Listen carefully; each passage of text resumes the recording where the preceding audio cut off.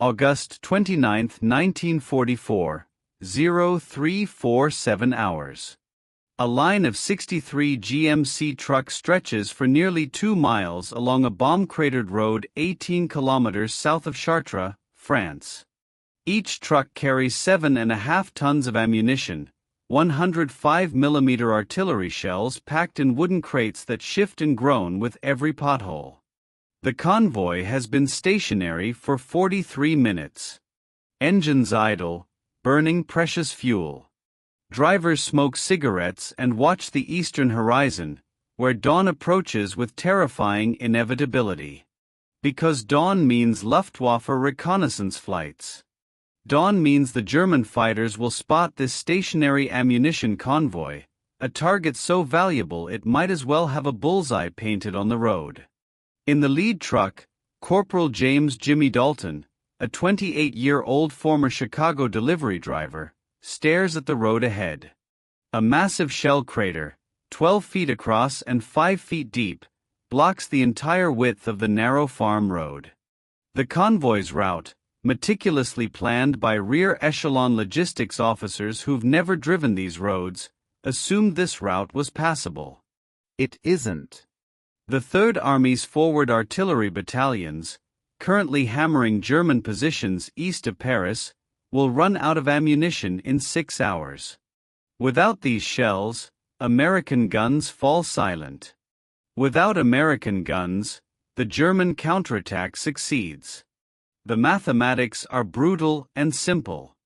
Dalton's convoy commander, Lieutenant Theodore Walsh, stands beside the crater with a flashlight and a map, the paper trembling slightly in his hands. Walsh is 22 years old, commissioned 4 months ago, and this is his first independent command. His orders are explicit: deliver 480 tons of ammunition to forward supply dumps by 1100 hours. Failure is not acceptable. He's already radioed for engineering support to bridge the crater, but the engineers are 40 kilometers away, working on a blown bridge. Their estimated arrival time, 5 hours. By then, Luftwaffe fighters will have reduced this convoy to burning wreckage. Walsh turns to his drivers, gathered in a loose semicircle around the crater. "Gentlemen," he begins, his voice tight with stress, "we've got a problem." This is the moment when Corporal James Dalton makes a suggestion that violates traffic regulations, defies common sense, and saves 480 tons of desperately needed ammunition. This is the story of the Red Ball Express trucker whose crazy convoy trick changed how armies think about logistics under fire. To understand why Dalton's innovation proves so crucial, you must first understand the impossible supply challenge facing American forces in France during August 1944. The Allied breakout from Normandy succeeds beyond anyone's wildest projections. General Patton's Third Army advances so rapidly that supply lines, planned for methodical 50-mile-per-week progress, shatter completely. Armies racing across France consume ammunition, fuel, and food at rates that make peacetime logistics planning look like careful accounting. One armored division burns through 60,000 gallons of gasoline per day. One artillery battalion fires 15 tons of shells during a typical engagement. Multiply these numbers across dozens of divisions, and you get a supply requirement that would be challenging under ideal conditions. Now try meeting those requirements across roads destroyed by 4 years of war, through regions where every bridge has been blown, every rail line sabotaged, where German aircraft hunt resupply convoys, and where the primary port facilities at Cherbourg are 450 miles behind the advancing front lines. The Red Ball Express emerges from this crisis as an improvised solution that operates on principles borrowed more from emergency services than military doctrine. Beginning on August 25, 1944, the Supreme Headquarters Allied Expeditionary Force designates specific routes as Red Ball routes, one-way highways reserved exclusively for supply trucks. No civilian traffic, no military vehicles unless carrying supplies, no exceptions. The system runs 24 hours per day. Trucks drive in continuous convoys, headlights blazing despite blackout regulations, because speed matters more than concealment. The goal is simple: move 12,500 tons of supplies per day from Normandy beaches to forward dumps near the front.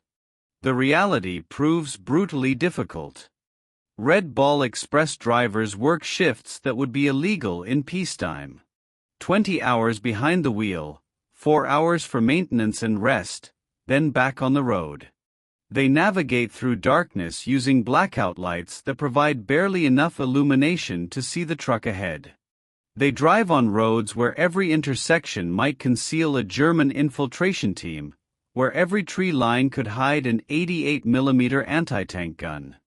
The trucks themselves, GMC 6x6 models designed for reliability rather than comfort, possess no power steering, no synchronized transmissions, and suspensions that transmit every road irregularity directly into the driver's spine. Steering one for 20 hours requires physical strength that leaves drivers' hands cramped and bleeding by the end of their shifts. The personnel driving these trucks come from every corner of America's wartime mobilization. Approximately 75% are African American soldiers, many assigned to transportation units because racist military policies bar them from combat roles despite their qualifications. They drive the same brutal shifts, face the same risks, and receive less recognition than their white counterparts.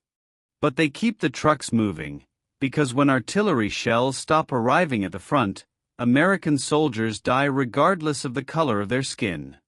The Red Ball Express drivers understand this calculus intimately. They're not driving for medals or recognition. They're driving because the alternative is watching the advance stall and the war drag on for months longer than necessary. Corporal James Dalton arrives in France on August 3, 1944. As part of the 516th Quartermaster Truck Regiment.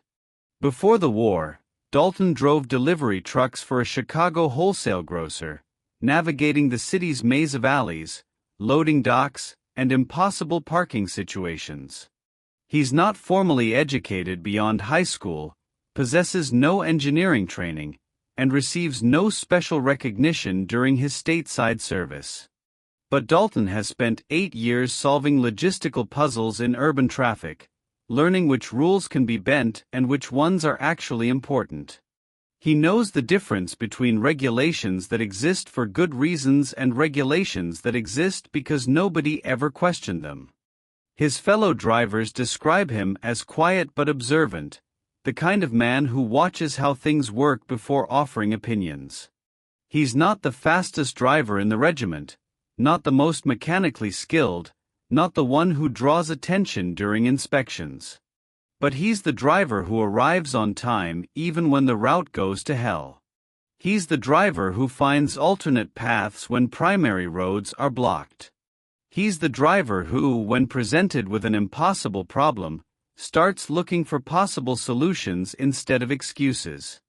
By late August, Dalton has driven 14 Red Ball Express missions. He's navigated crater fields, evaded air attacks, and delivered supplies with the methodical consistency that makes logistics officers trust him with critical loads. His truck, a GMC CCKW nicknamed Windy City, runs cleaner than most because Dalton performs maintenance that regulations don't require but experience suggests is necessary. He's not a hero by anyone's definition. He's a professional doing a difficult job with quiet competence. Which makes what happens on August 29 all the more remarkable. The convoy Dalton leads this night carries 480 tons of 105mm artillery ammunition destined for the 90th Infantry Division's artillery battalions near Dreux. The shells are needed for a major attack scheduled to begin at dawn. Without them, the attack is postponed, momentum is lost, and German forces gain time to fortify positions. The timeline is non-negotiable. The cargo is irreplaceable. And now, at 0347 hours, 63 trucks sit motionless in front of a crater that might as well be the Grand Canyon for all the good their schedule does them. Lieutenant Walsh's engineering solution, waiting 5 hours for bridging equipment, is mathematically unworkable. The Luftwaffe reconnaissance flights begin at dawn, approximately 0615 hours. That gives them 2.5 hours to somehow traverse this obstacle and reach wooded areas where the convoy can disperse and camouflage during daylight. Walsh knows this. His drivers know this. The math is brutal and obvious to everyone. Walsh considers options. Can they offload the ammunition, carry it across the crater by hand, reload it on the other side? Dalton does the calculation aloud. 480 tons. That's 960,000 pounds. Even if all 63 drivers work continuously, carrying 100-pound shell crates, they'd need 8 hours minimum. Can they cut a bypass route through the adjacent fields? The fields are saturated from recent rain, and each truck weighs 13 tons when loaded. They'd bog down immediately. Can they turn around and find an alternate route? The nearest alternate route adds 60 kilometers and 3 hours to their journey, still putting them on the road during daylight. Every option leads to the same conclusion. This convoy is stuck, exposed, and likely to be destroyed before noon. Dalton stares at the crater, then at the shoulders of the road, then at the fields beyond. He walks the length of the obstacle, measuring it with his eyes, testing the ground with his boots. The other drivers watch him pace, recognizing the look of a man working through a problem. Finally, Dalton turns to Walsh. "Lieutenant, what if we don't try to go around the crater?" Walsh blinks. "Corporal, that crater is 12 feet across. We can't drive through it." "No, sir, we can't." "But what if we make the road wider?" Walsh stares at him. "Make the road wider." Dalton points to the fields on either side of the road. "Sir, this road is only 12 feet wide at this point. But those fields on both sides are solid enough if we distribute weight properly. What if we drove in formation? Not single file through one narrow road, but multiple columns, using the fields as additional lanes?" Walsh processes this suggestion, and his expression shifts from confusion to alarm. "Corporal, you're suggesting we drive fully loaded ammunition trucks cross-country in the dark?" "Not cross-country, sir. Parallel to the road. We'd still follow the road's course, just spreading out instead of staying single file. The trucks on the far edges would be maybe 30 feet from the center line. We could get 6 trucks abreast if we're careful." "That's insane," another driver mutters. "Maybe," Dalton acknowledges. "But we've got 2 hours before dawn and no other options. These fields are relatively flat pastureland. The ground is dry enough near the tree lines. If we move slowly, 10 miles per hour maximum, we can navigate around the crater using width instead of bridges." Walsh considers the proposal for perhaps 15 seconds, recognizing he has no better options. "All right. We try it. But Corporal, you're leading this formation. If trucks start bogging down, we abort immediately." What follows is one of the most unconventional convoy movements in military history. Dalton positions his truck on the far left edge of the usable ground, approximately 35 feet from the road's original centerline. 5 more trucks spread out to his right, creating a broad line of vehicles that looks more like a cavalry charge than a supply convoy. Walsh assigns his most experienced drivers to the lead formation, men who can maintain spacing in darkness while navigating unfamiliar ground. At 0412 hours, the formation begins moving. Dalton drives with his window open, listening to the engine's note, feeling through the steering wheel how the ground responds to his truck's weight. His headlights reveal grass, scattered stones, and the occasional drainage ditch that must be avoided. To his right, 5 more pairs of headlights create a surreal constellation moving through the French countryside at the speed of a cautious walk. The first 100 yards prove the concept's viability.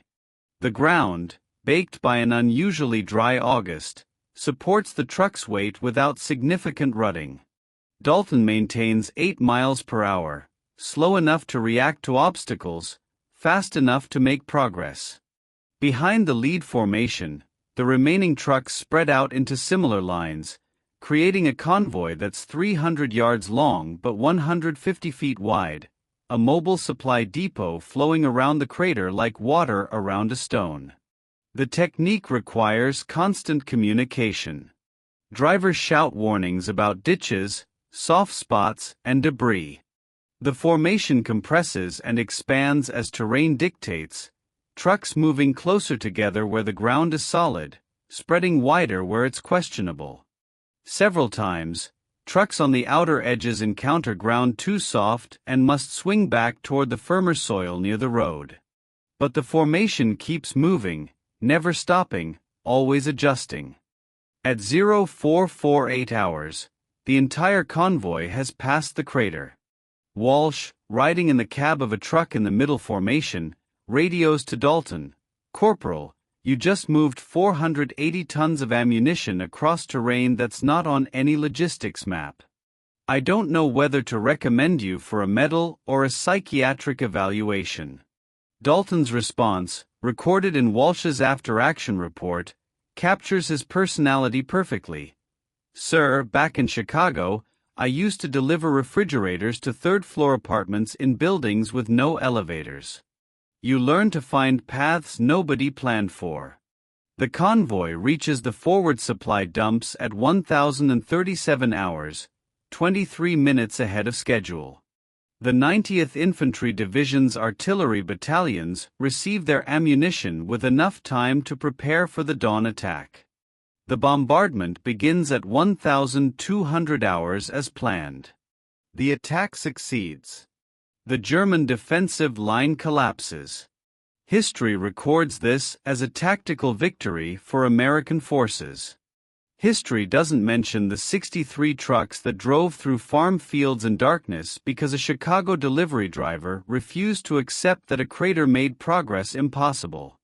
But the story doesn't end with one successful convoy.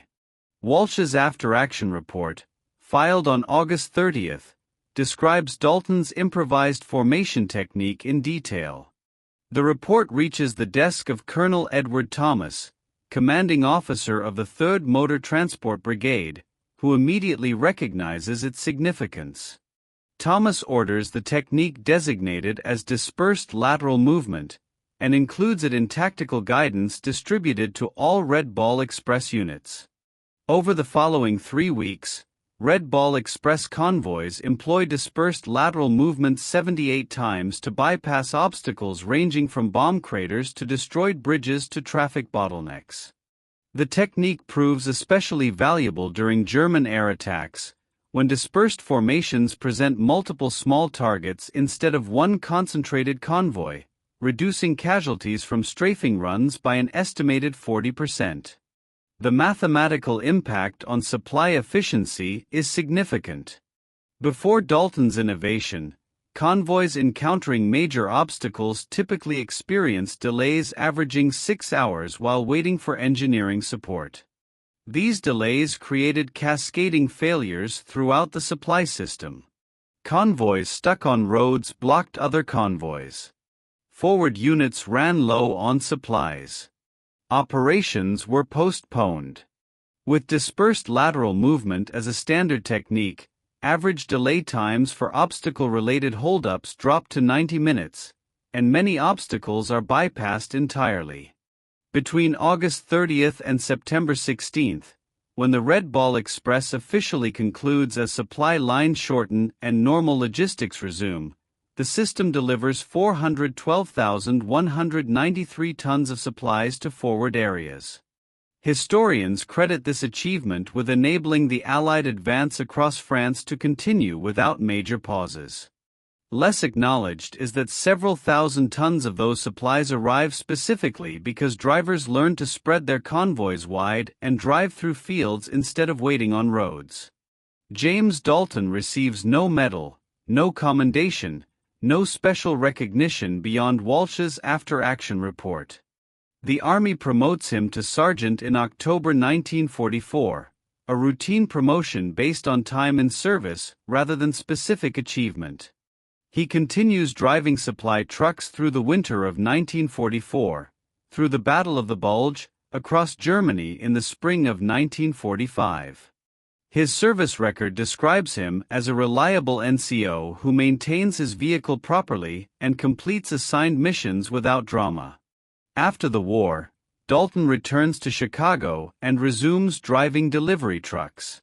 He works for the same wholesale grocer until the company closes in 1968, then drives for a furniture company until his retirement in 1979.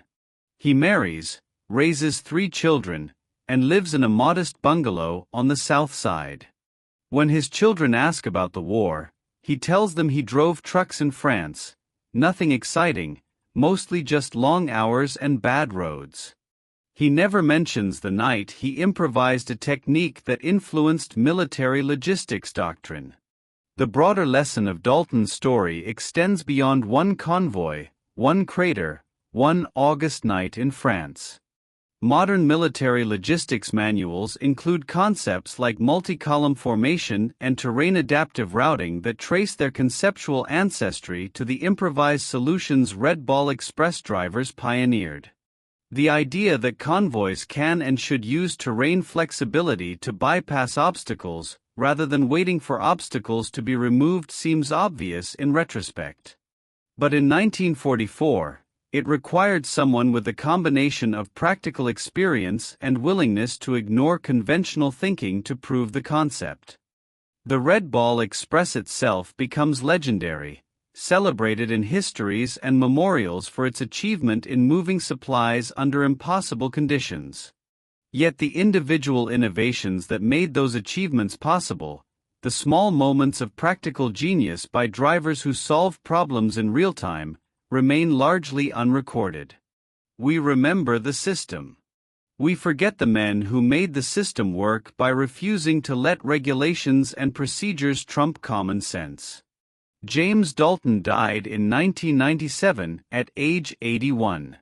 His obituary in the Chicago Tribune mentioned his World War II service in a single sentence: veteran of the European theater. It didn't mention that he probably saved hundreds of lives by thinking about roads differently than the officers who planned supply routes. It didn't mention that his crazy idea to drive through fields instead of waiting for engineers became standard practice.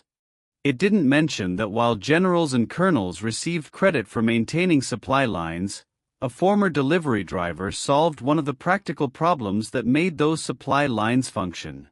Because the greatest innovations in warfare don't always come from the brilliant strategists or the decorated heroes. Sometimes they come from the quiet professionals who see problems clearly, refuse to accept inadequate solutions, and possess the confidence to suggest that maybe, just maybe, there's a better way forward if you're willing to drive a little bit off the approved route. Dalton's lesson persists. In every war, in every crisis, success depends on the people who maintain momentum when obstacles appear. The people who look at impossible situations and start calculating possible workarounds. The people who understand that rules serve purposes, but the ultimate purpose is accomplishing the mission. Sometimes the greatest act of service isn't following the plan perfectly. It's knowing when the plan has failed and having the courage to improvise something better before anyone else has figured out there's a problem worth solving.